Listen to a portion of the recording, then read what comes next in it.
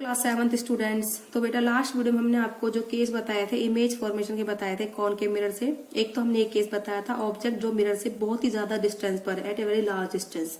दूसरा केस हमने बताया था ऑब्जेक्ट जो है ट्वाइस ऑफ फोकल लेंथ से ज्यादा डिस्टेंस पर है, greater twice of focal length से ग्रेटर। अब तीसरा केस हम बताएंगे formation of image by the concave mirror, जब ऑब्जेक्ट को हम प्लेस करेंगे between the focal length and the twice of focal length. कहाँ पर प्लेस करेंगे बेटा ऑब्जेक्ट को?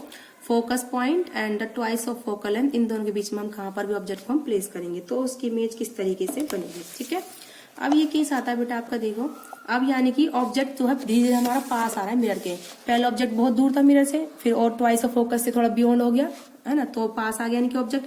अब जो है 2f और f के बीच में, फोकल लेंथ के ट्वाइस और फोकस पॉइंट के बीच में जो है ऑब्जेक्ट हमारा आ गया, यानी कि मिरर के पास ऑब्जेक्ट धीरे धीरे आता जा रहा है। ठीक है, अब ये थर्ड केस है। तो इस केस में बेटा क्या होगा, देखो जो ये हमारा ऑब्जेक्ट है, ठीक है, ये कॉनकेव मिरर है, तो इसकी इमेज देखो इस काफी पीछे बन रही है ना। पहले स्क्रीन यहाँ थी पहले केस में, दूसरे केस में यहाँ थी स्क्रीन, तीसरे केस में भी यहाँ आ गई। ठीक है, तो जब ऑब्जेक्ट को हम प्लेस करते हैं between the focal length and twice of focal length of concave mirror, तो इमेज कैसी बनेगी बेटा? रियल यानी कि स्क्रीन पर कैप्चर होगी, इन्वर्टेड यानी कि उल्टी। अब देखो ये जो इसकी बत्ती है उससे ये तो छोटी बल्कि है ना फ्लेम इसकी, और ये बड़ी है, तो यानी कि लार्जर देन द ऑब्जेक्ट, यानी कि ऐसी बनेगी मैग्नीफाइड। अब तक के दोनों केसों में, पहले वाले केसों में क्या बन रही थी? डिमनिस्ट यानी कि छोटी इमेज। इस वाले केस में क्या बन रही है बेटा? बड़ी इमेज। कैसी बन रही है? बड़ी यानी कि मैग्नीफाइड। बोले बात समझ में आ गई? इमेज स्क्रीन पर बन गई तो रियल है, और उल्टी बन रही है तो इन्वर्टेड है, और ऑब्जेक्ट से जो ये फ्लेम है उससे बड़ी है ये इमेज, तो कैसी होगी? मैग्नीफाइड। मतलब इसने इमेज को क्या करा बेटा? मैग्नीफाई करा यानी कि बड़ा करा। तो ये जो है क्या था बेटा? Image formation by the concave mirror then object place between f and 2f। अब जो हमारा केस है वो है इमेज फॉर्मेशन का, जब ऑब्जेक्ट हमारा कहाँ पर है? Between focus and mirror. देखो ये फोकस पॉइंट था और ये मिरर था, इन दोनों के बीच में ऑब्जेक्ट यहाँ पर कहीं प्लेस होगा तो उसकी इमेज कैसी बनेगी, ये वाला केस है हमारा। तो ये यानी कि अब यानी कि ऑब्जेक्ट और पास आ गया किसके? मिरर के। तो ये ऑब्जेक्ट है हमारा, ठीक है, तो इसकी जो इमेज है, आप स्क्रीन को यहाँ पे जा कहीं भी रख लीजिए, इसकी इमेज नहीं बनेगी। बोले बात समझ में आ गई? इसकी इमेज नहीं बनेगी, और वो इमेज बनेगी बहुत दूर, बहुत ज्यादा दूर, जो हम इस बुक पे भी नहीं बना सकते। ठीक है, तो इसमें लिखा हुआ है जब ऑब्जेक्ट को हम प्लेस करेंगे कॉनकेव मिरर के distance less than the focal length, यानी कहाँ पर प्लेस करेंगे? उसके फोकस पॉइंट और मिरर के बीच में है, तो उसकी इमेज कैसी बनेगी? वर्चुअल यानी कि सीधी, इरेक्ट यानी कि सीधी, वर्चुअल मतलब जो स्क्रीन पर नहीं आती, और larger than the object, object से क्या होगी? ज्यादा। देखो बेटा क्या है ये, अब हमने जो इसमें ऑब्जेक्ट को कहाँ प्लेस करा है? पोल और फोकस के बीच में, यानी कि मिरर और फोकस पॉइंट के बीच में। तो इसकी जो इमेज है बेटा कैसी बनेगी? वर्चुअल बनती है, ना कि रियल। वर्चुअल का मतलब क्या हुआ? वर्चुअल का मतलब क्या हुआ कि इमेज स्क्रीन पर नहीं बनेगी। ठीक है, स्क्रीन पर नहीं बनेगी, और यानी कि वो हमें स्क्रीन पर हम उसको कैप्चर नहीं कर सकते। ठीक है, ये जो इस ऑब्जेक्ट की जो इमेज है हम स्क्रीन पर नहीं लगा सकते, चाहे हम स्क्रीन कहीं भी लगाए, क्योंकि इमेज कैसी बनेगी बेटा? वर्चुअल बनेगी, और वर्चुअल इमेज को हम कभी भी स्क्रीन पर कैप्चर नहीं कर सकते, सिर्फ और सिर्फ रियल इमेज को ही हम स्क्रीन पर कैप्चर कर सकते हैं। ठीक है, आप इस बात को याद रखें। और लेकिन बनेगी इमेज वो क्या? जैसे शीशे में बनती है ना हमारी इमेज, शीशे में, ठीक है, पीछे की ओर दिखाई देती है वो। अब देखो इसमें इमेज कैसे बनेगी, अब मैं आपको दिखाती हूँ। ये ऑब्जेक्ट है, ठीक है, ऑब्जेक्ट है ना, तो आप देखिए मिरर में इमेज बन रही है, कितनी बड़ी बन रही है ना, फ्लेम देखो कितनी बड़ी दिख रही है। तो ये इमेज मिरर के अंदर बन रही है। कहाँ बन रही है बेटा? ये इमेज मिरर के अंदर, सामने नहीं बन रही, तो इसलिए ये इमेज स्क्रीन पर कैप्चर नहीं होगी। बोले बात समझ में आ गई? ये जो इमेज है मिरर के अंदर बन रही है, जैसे कि प्लेन मिरर में होता है, जो ऑब्जेक्ट आगे होता है इमेज मिरर के अंदर बनती है नहीं बनती है, तो वो वाला केस है बेटा। तो ऐसे ये जो इमेज बनेगी जब ऑब्जेक्ट फोकस पॉइंट और मिरर के बीच में होगा, तो उसकी इमेज जो है मिरर के अंदर बनेगी, पीछे की ओर। ठीक है, और कैसी बनती है? बड़ी इमेज बनती है और सीधी बनती है। तो कैसी है बेटा? इरेक्ट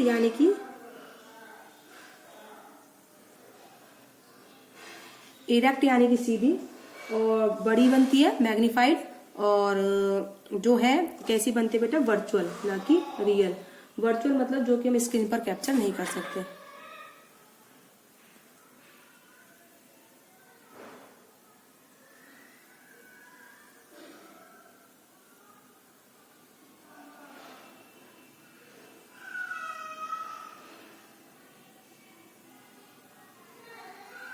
ठीक है। तो ये केस है बेटा किसका, mirror formation by the concave mirror के चारों केस हमने आपको कराए हैं। ठीक है, अब हम कराते हैं use of the concave mirror. Concave mirror को यूज कैसे, क्या क्या यूज है हमारा। ठीक है, कनकेव मिरर की इमेज कब बनती है बड़ी, जब ऑब्जेक्ट कहाँ पर होगा, मिरर के और फोकस पॉइंट के बीच में ऑब्जेक्ट होगा, तो हमारी इमेज कैसी बनेगी बेटा, सीधी, बड़ी और मैग्नीफाइड, है ना। तो इस केस का हम यूज करेंगे। ठीक है, इस वाले केस में जो इमेज कैसी बनती है, बड़ी बनती है ना, और मिरर के पीछे बनती है जैसे शीशों में। तो कौन के मिरर को हम यूज करेंगे, सेविंग मिरर में। सेविंग मिरर में क्या होता है, अगर हम अपने फेस को मिरर के पास लाएंगे तो हमारी जो है बड़ी इमेज बनेगी, तो हमें सेविंग जो अच्छे से हो पाएगी, क्लियर एकदम। ठीक है, इसलिए ऐसे ही इसको हम यूज करते हैं, डेंटिस्ट यूज करते हैं इसको टीथ ऑफ पेशेंट की जो लार्ज इमेज देखने के लिए। पेशेंट जो होते हैं उनके दांतों की जिससे कि बड़ी इमेज बने, कोई भी कैविटी है वो हमें दिखाई दे, तो इसलिए हम इसका यूज करते हैं।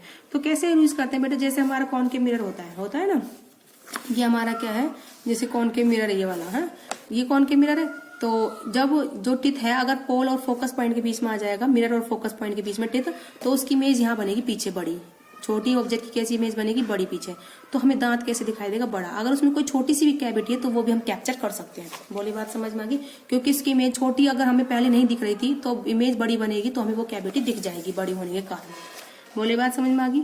दूसरा इसका जो तीसरा यूज है, इसका टॉर्च में और हेडलाइट और व्हीकल में यूज होता है। ठीक है, टॉर्च में क्या होता है, अगर हमें दूर तक का देखना हो तो हम किसका यूज करते हैं, कॉनकेव मिरर का यूज करते हैं। ठीक है, तो इसके लिए रात के ये जो है, ये क्या खासियत होती है बेटा इसकी, जो कॉनकेव मिरर है, अगर कोई ऑब्जेक्ट इसके फोकस पॉइंट पर रखा है, ये कॉनकेव मिरर है। ठीक है, अगर ऑब्जेक्ट को यानी कि बल्ब को आप इसके फोकस पॉइंट पर रख दोगे, तो इसकी जो ये जब ये बल्ब है लाइट इंसिडेंट करेगा मिरर पर, तो ये जो रेज है बहुत आफ्टर रिफ्लेक्शन बहुत लॉन्ग डिस्टेंस ट्रेवल करती है। देखो मैं आपको एक चीज और दिखाती हूँ, ये मेरा कॉनकेव मिरर है। ठीक है, ये बीच की लाइन बना दी मैंने जो पोल से जा रही है। अगर ये इसका फोकस पॉइंट है, इस फोकस पॉइंट पर अगर मैं बल्ब रख देती हूँ, क्या लगा देती बेटा, बल्ब, तो जो ये लाइट इंसिडेंट करेगा, बल्ब लाइट देगा, तो मिरर पर गई है लाइट, तो लाइट रिफ्लेक्शन के बाद बेटा कैसे जाएंगी, पैरेलल। कैसे जाएंगी, पैरेलल। और पैरेलल जो रेज होती हैं वो बहुत ज्यादा लॉन्ग डिस्टेंस तक क्या करती हैं बेटा, ट्रेवल करती हैं। क्या करती हैं, बहुत लॉन्ग डिस्टेंस ट्रेवल करती हैं। तो इसीलिए जब लाइट लॉन्ग डिस्टेंस तक जाएगी तो हमें जो है दूर तक दिखाई देता है। क्या दिखाई देगा बेटा, हमें दूर तक। तो इसलिए इसका कहाँ पे यूज होता है, सर्च, मतलब उसमें रात के अंधेरे में वो जो टॉर्च लाइट वगैरह होती है, सर्च लाइट वगैरह होती है, उनमें इसका हम जो है क्या करते हैं बेटा, यूज करते हैं। ओके, बात समझ में आ गई। अब आता है उसके बाद, doctors use concave mirror to reflect produce parallel beam of light to examine the body part such as eye, ear, nose and throat. तो रिफ्लेक्टर में यूज करते हैं डॉक्टर्स इसका, तो जो बॉडी पार्ट होते हैं, eyes, ears, nose and throat वगैरह को देखने के लिए, गले वगैरह में, जिससे कि उनकी इमेज बड़ी दिखाई दे और क्लियर दिखाई दे कि अंदर हमारे क्या डिसीज है बॉडी में। ठीक है, ये बात समझ में आ गई। अब है कॉनकेव मिरर की, जो जैसी कॉनकेव मिरर की शेप होती है, ऐसे ही जो डिश आती है, घरों में देखा आपने, छतों पे लगी होती है, गोल गोल एक प्लेट लगी होती है। कभी भी देखना वो प्लेट बीच में से औंधी होती है, मतलब औंधी मतलब जैसे गड्ढा है, मतलब बैंट इन होती है, बैंट इन, है ना। जैसे ये वाली छतरी हम दिखा रखी है, ये दिखा रखा है, वो जो घरों में लगी होती है ना। तो इसका क्या काम होता है, ये जो है, जो सिग्नल आ रहे होते हैं दो दूर से, तो कैसे आते हैं, वो पैरेलल आते हैं, तो वो उनको इकट्ठा कर देता है। कहाँ पर कर देता है इकट्ठा, फोकस पॉइंट पर। किधर इकट्ठा करता है बेटा, ये फोकस पॉइंट पर। ठीक है, जैसे देखो क्या होता है, ये ऐसी प्लेट होती है आपकी डिस्क की, होती है डिस्क की, और उसके आगे एक वो लगा होता है, गो से आगे जुड़ा होता है एक रिफ्लेक्टर, उसमें जो है लाइट उस पे सिग्नल जो है वो कैप्चर करता है।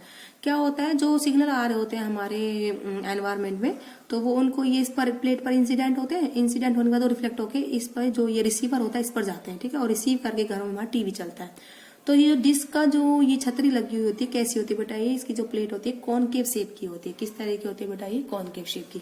तो ये जो आपके यूजेस थे कि कहाँ कहाँ यूज होता है इसका, एज ए मेकअप मिरर में या सेविंग मिरर में, और डिश का जो हमारे जो घर में डिश होती है उसकी प्लेट में यूज होता है ये। ठीक है, और इसका टॉर्च लाइट में यूज होता है कॉनकेव मिरर का, और इसका जो है सर्च लाइट वगैरह बता दिया। और डॉक्टर जो यूज करते हैं इसको टीथ वगैरह में, नोज, थ्रोट में, कोई भी जो डिसीज वगैरह उनको निकालने के लिए। तो आई होप आपको समझ में आया होगा।